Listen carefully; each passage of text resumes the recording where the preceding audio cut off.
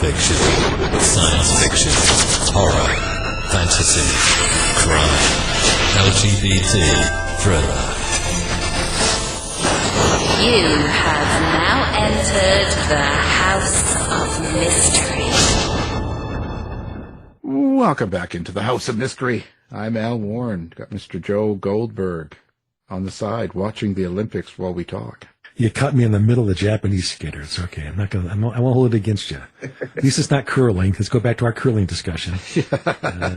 Curling. Those nasty Canadians. Cheating Canadians. Cheating. Right. What, 2 or 3 cases? I'm embarrassed to be Canadian. That's terrible. Just for that? Yeah. You're not going to want the 51st state anymore. You left me speechless. Yeah, well, that's hard to do.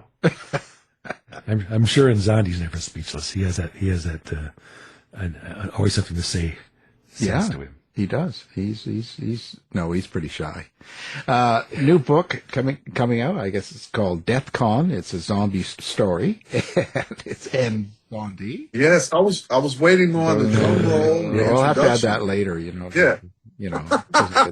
Hey, the last time we were talking to you, that singer had just put out a new album, Lenny Kravitz, and he did that nude video for his first video. I think, and remember that? I didn't tell you the story about that, did I? Well, you started to, but we never got to finish it, so that's why I had to bring it back up, because I need to know what's going on with this Kravitz guy. And how does he look that good at 60? Come on.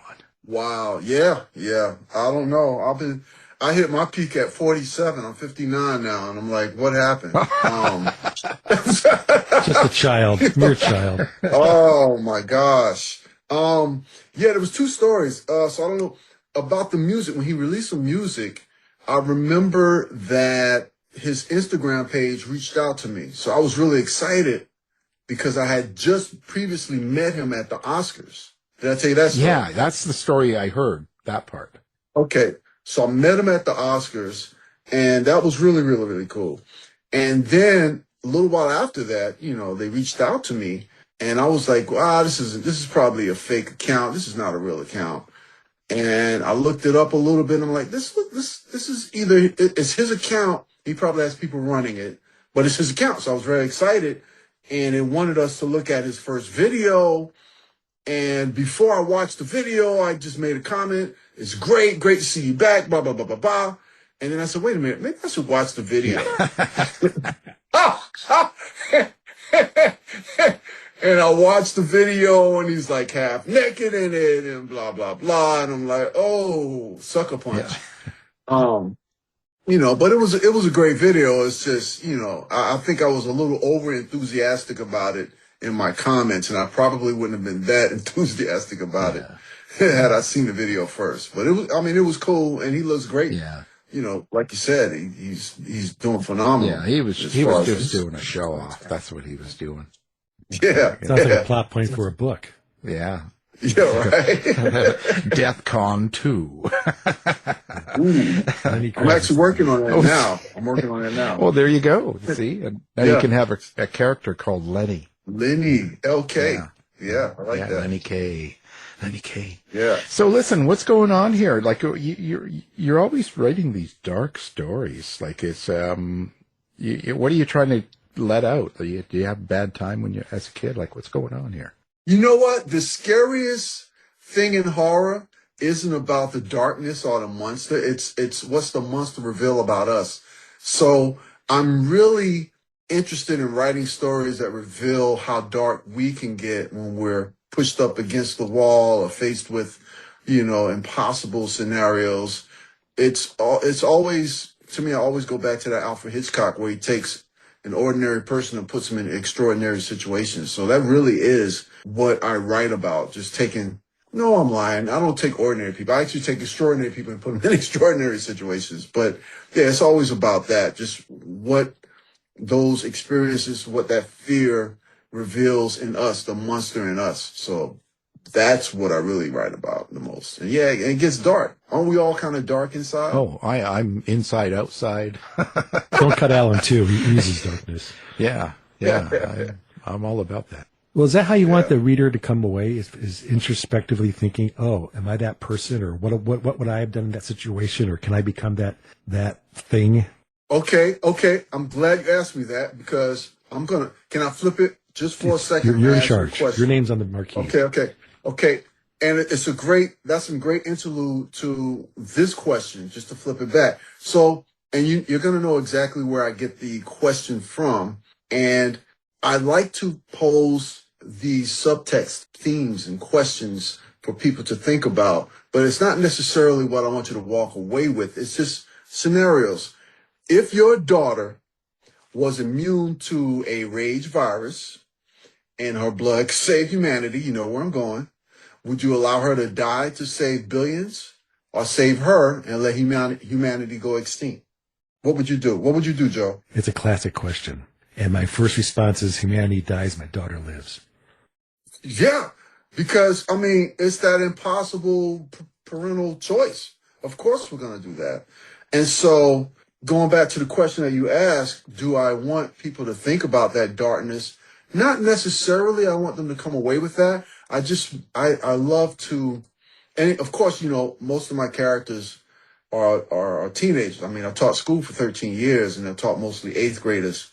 So a lot of those themes about identity and trauma are always in the stories that I write, and how people deal with trauma. I think now at this age, I think we all have dealt with some type of trauma. It's just how we deal with it. So yes, most of my stories are really, really dark. I put a lot of humor in it as well, and a lot of, you know, things that you can relate to as well, to kind of mix it up a little bit.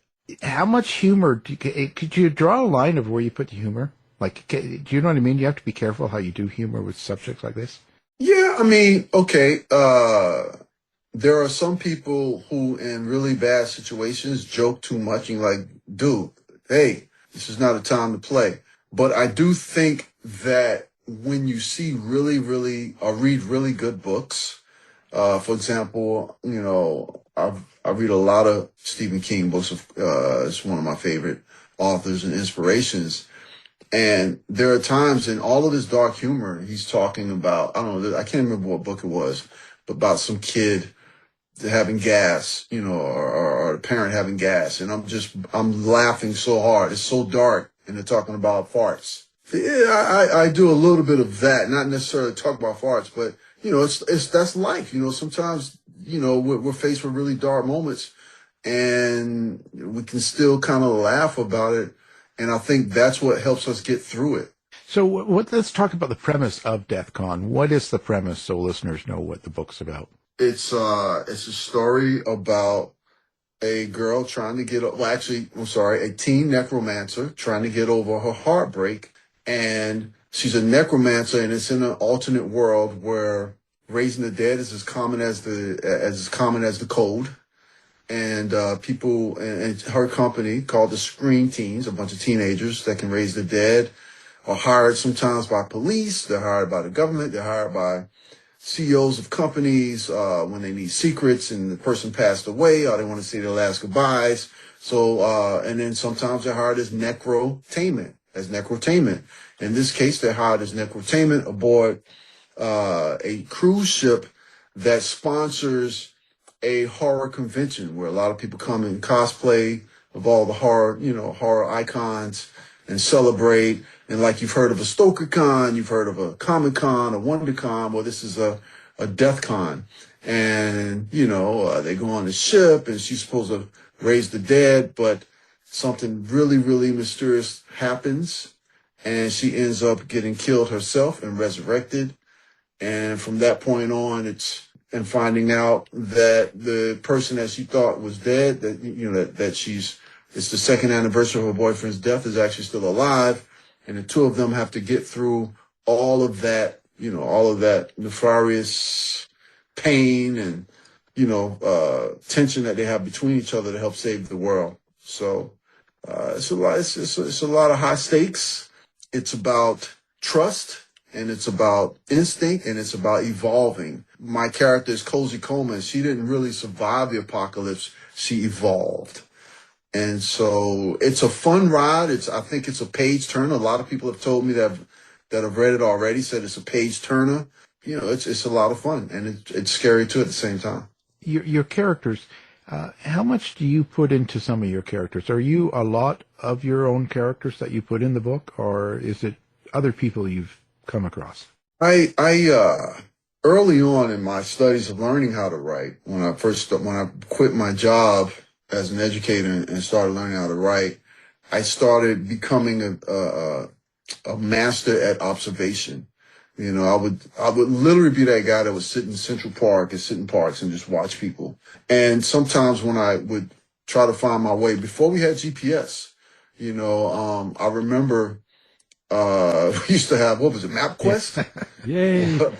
Print it out. Print it out. Yeah. And I really need GPS systems because I'm the guy that can really get lost. And when I get lost, I look at streets where I'm at, where I've turned down the wrong way, and I try to include experiences that happen in my life in my story. So people that I've met, experiences that I go through, names, all of these different things in my journey of life, I incorporate. So it's a little bit of me, it's a little bit of people I've met, it's a little bit of experiences, and then I just fictionalize it. Because I feel like when you do that, you really can really create your own story, even if it's influenced by Stephen King or Laurel K. Hamilton. You can really just put your own, little, I call it the chocolate chip cookie. You know, in order to make a chocolate chip cookie, you have to use the same ingredients of chocolate chips, sugar, etc., flour. But when you put your own little spin on it, you know, that's where we can eat 5 different chocolate chip cookies and each one of them are different and taste good. So that's kind of what I do. I put my own experiences in it, things that I've faced in life, when things go wrong, anything, news, anything that kind of affects me in life, news, stories, books I've read, all of that stuff incorporates into my writing. You're the sea salt of the chocolate chip cookie author writing process, Yes! Sprinkle that on flake salt. Let me stick with a philosophical question. Raising the dead, that's been dead. That's been done. It's a New Testament thing. Do you ever have people or worry about the controversies? I had some horror writers who wrote some stuff and they got some blowback on some of the stuff that they did that was like, not offensive, but people just didn't understand the themes that were in it. Do you think about that as you're writing these kind of books? Nah. No, I think that would stunt your writing. I think you just have to kind of let it go and just write what comes to you. And not really, there are times that you have to be responsible about what you write. I was talking to my girlfriend the other day, about I've had concepts. How can I say this? I've had concepts where I've gone into a place or have done something and I said, wow, this is really easy to do this. I should write about this. But writing about it reveals to the world, to criminals, something that they can easily do. I'm like, you know what? I need to be more responsible, because if I let this little secret that I found out to the world, I'm opening up a can of worms, or Pandora's box. So there are some things that I believe that writers should be responsible about. Mental health, for example. If you haven't experienced someone who has mental health issues and you write about it without really doing the research and understanding how to write about it, I think you're being very irresponsible. I wrote an article years ago that got some cool attention about, I was comparing Joker and how in DC Comics they have a lot of the, what is it called? Arcane Asylum. I can't remember the name of it. Arkham. Yeah, Arkham Asylum. And a lot of the characters go there. And I was doing this distinction between some of the characters are not really in, how as a writer, sometimes we've perpetuated these characters as someone to fear, but in real life, they're not this violent. They're not violent like that. And so it's nothing to fear. But as writers, we have to understand that when you characterize a certain person with mental health issues, to be responsible and not to continue to use stereotypes as well as words. There are trigger words that you use in writing that can really offend someone and trigger someone. And when you're writing on issues like that, you have to be very careful. So I would think that the people that you're talking about that have some blowback, they probably didn't do their research, or they probably used concepts or trigger words, that they probably should have been more responsible as far as researching how to present it to in their fiction. That's what I think. I don't know. What do you think? Well, I think it's a legitimate answer. Maybe writers have a responsibility to be responsible, and how much you think about your readers as you're writing some of those things. And that's just the balance, right? The ethical balance between what you want people to be entertained. You want them to be thought-provoked when they're done. Do you want them to be aware of something, go do something? That's all the decision the writer or author has to make as a piece get together. Yeah, I have friends that have, and you have to say this differently now, because it's. I have friends that have children that are on the spectrum, and if I'm writing about that and I have no knowledge at all about that, that's irresponsible, because I may say stuff or do stuff that's insensitive, so I really need to do my research or have experienced it. That's not to say that we can't have imagination and write something that we've never experienced before. I'm just saying that there are some topics that we have to be very careful about writing, especially when we're in the horror genre and science fiction genre. But I do think about that if it's those types of topics that, that I've never experienced and that may be sensitive to my readers. But for the most part, I just let go and just write. And a lot of times during the 4th, 5th, 6th revision, I'm like, I gotta change this. This is not cool. Well, I get that. My current book is a female first person. Some people, how can you write a female first person? You're not a female. I'm like, I'm not, but I can write people. I'm not writing a woman. I'm writing a person. Yeah. And you know what? I've had that because most of my main characters are females. But what I've had after a lot of my readers have read and come back and they ask me, how the heck do you write it so well? It's because I was brought up by mostly females. My grandmother raised me. I've been around my mother, when I got older, and then my sisters raised me when I was smaller. I just been around a lot of females. There weren't a lot of males in my life. And so what I see, what I hear, what I do, what I write is from all of the experiences of being around women. And so, I can write women because I've been around it all my life. And so same thing with you, you're just writing a person, people, and the tendencies that people have. I get it. Now, so what's a storyteller to you? A storyteller is someone who can, and I love this question because when I'm telling the story to my family, I tell a lot of stories. Hey, when I met Madonna, hey, when I was in the Jackson's house, hey, when I met Prince, and my girlfriend tries to jump to the end. I'm like, hey, I know a storyteller is someone who can take a story and build it in such a way that he captures everyone who's, within hearing distance of it, or everyone who's reading it, captures their attention, holds their attention, and baits them to want more and more of what they're saying. I really believe there's an art to it, and you really have to understand the nuances of building up the story, building up the suspense, the how to start it and how to end it. It's an art to it. And I absolutely love the art of storytelling. Now you talked also a little bit about what you want the readers to get out of the book. Then you talked about your subtext and story. What do you get out of the book? How does it change you when you write something like this?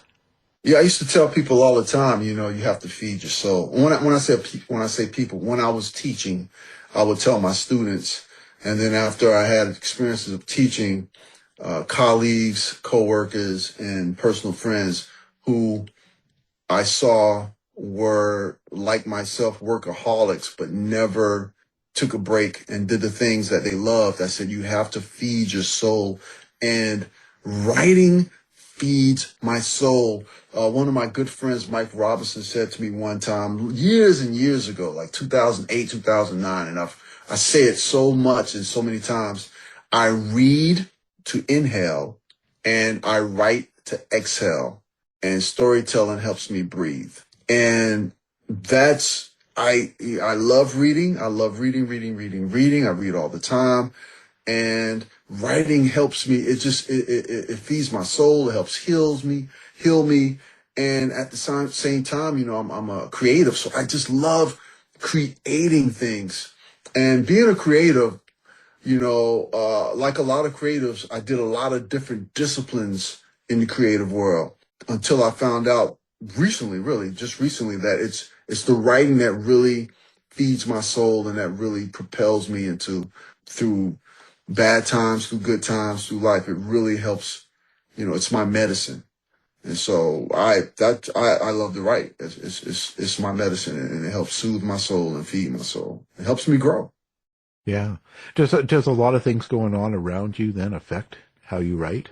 You know, things going on in the country or in your neighborhood or friends and family, does that all sort of affect the way you write? Can you write even when things are maybe... Absolutely. I think it helps me even more, you know. You know, being horror writers, I love writing high stakes horror that has heart. And the only way I feel like, or one of the ways, not the only way, but one of the ways that it has heart is that it's something that affects you emotionally. And so the things that happen in the world, you know, I think some of the best writing, songs too, some of the best songs, some of the best writing, some of the best art have come from people who have felt the worst agony. And whether that agony is watching something on the news from something that's happening in a country far away from you and having the empathy and compassion, you know, for that person, or something right at home, you know, where as a small child and you're hearing your parents argue and fight and fuss, and that hurts your heart. All of those things, I feel, as a horror writer, as a songwriter, as an artist, once you learn how to tap into that and create metaphors or ways to express it, I feel like you've tapped into something that's really good as far as creatively. And Nani, are those metaphors and themes what keep horror and sci-fi as such hot genres throughout time? Is that what people are looking for? No, I think people are looking to escape, you know, and it helps us escape. I think it's a double sword. A lot of stuff, and a lot of my colleagues, writers, we write stuff and we have these themes and subtext that are so hidden and buried. It's kind of like something that we want to say, but if you say it too strongly, it's like preaching, you know, or too philosophical. So you kind of have it buried, and it's in the subtext, but it's not so apparent. That's the fun part of it, learning how to craft it in that way. But at the same time, writing something that is an escape for someone, so they can just, you know, just kind of forget about the pressures of the day or the tensions of the day or the bills or what have you, and just get lost in this story, whether it's romance, whether it's horror, whether it's terror, sci-fi. So I think that's what we're kind of doing. It's a twofold thing.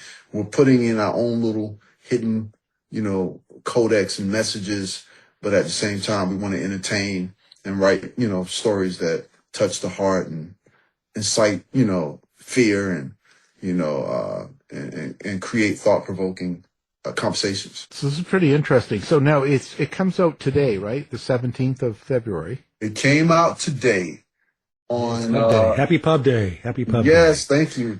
Yes, came out today. A lot of stuff happened today. It was my mom's birthday. That's why I picked today. And then I found out about 40 books came out today.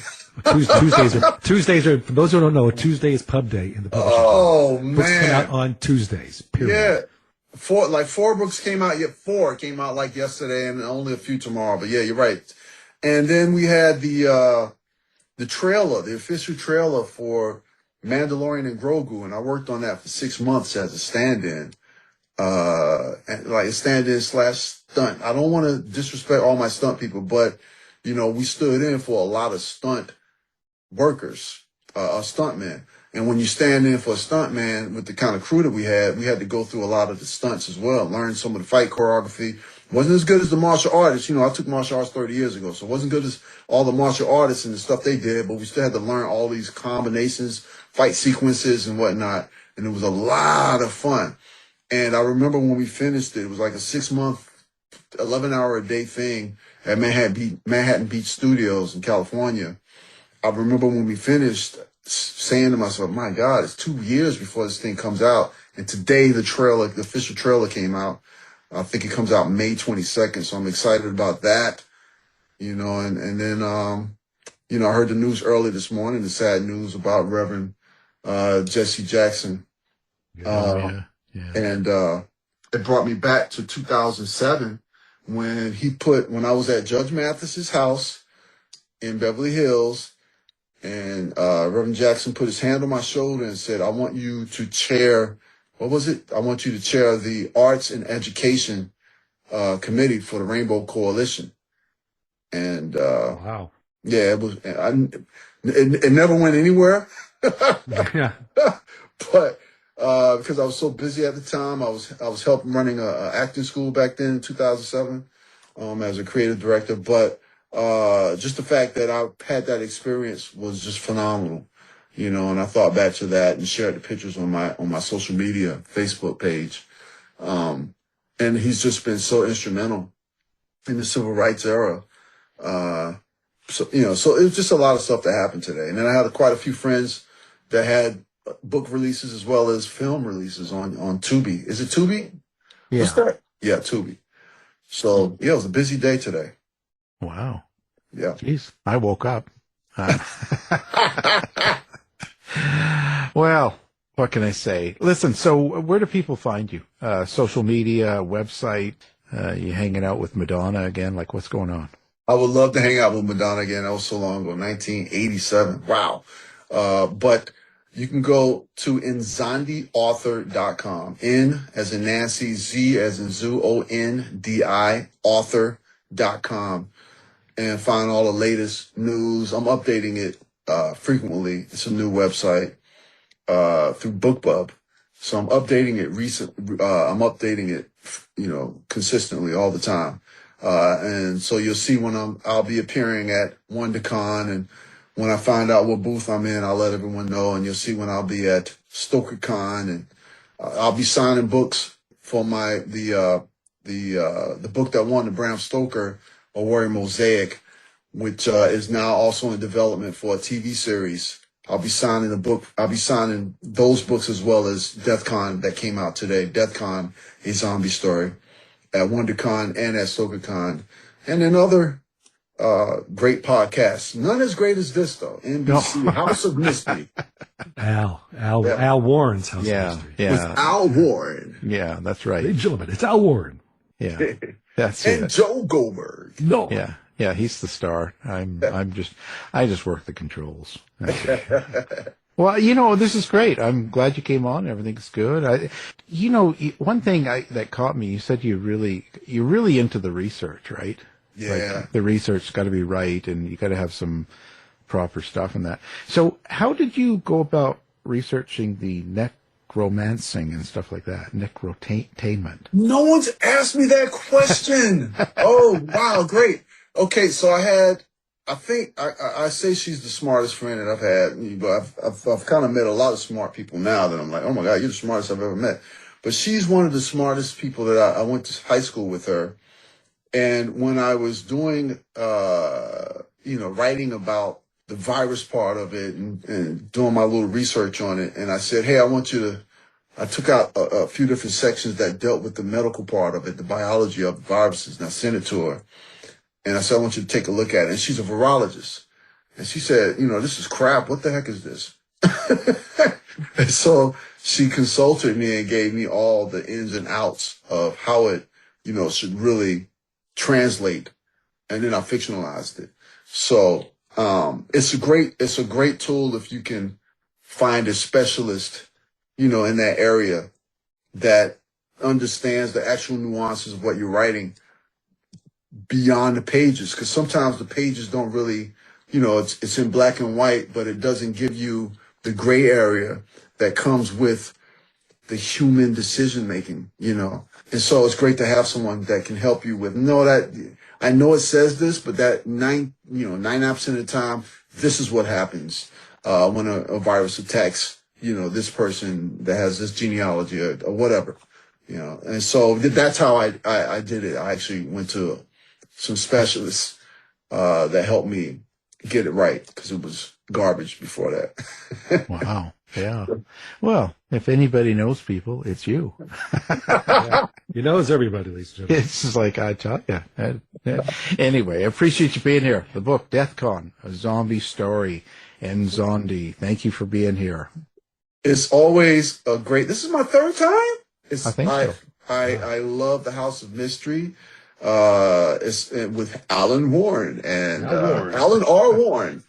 And and I love the show. It's a great show to be a part of. So thank you for having me.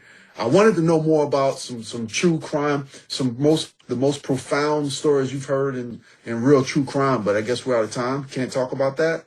We're out of time now, but next time. Hey, anytime. Yeah. Here comes number 4. This has been a production of the House of Mystery Radio Show. To find out more about our show, guests, or hosts, go to our website at houseofmysteryradio.com.